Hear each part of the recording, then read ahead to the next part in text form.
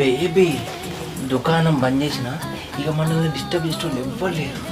రా దగ్గరికి రా. నాకు సిగ్గు అవుతుంది. బయట సిగ్గుపడాలి కానీ బెడ్ మీద సిగ్గుపడతారా అని రా. కాన్సన్ట్రేట్ మీ దగ్గరికి తీసుకో. అగో గిరాకు వచ్చినట్టుంది చూడు పో. ఇంత మంచి మూడు డిస్టర్బ్ చేసింది ఎవరు రాయుడు? నువ్వా? కాదు, పక్కింటోడు నా లెక్కేసి వేసుకుని వచ్చిండు.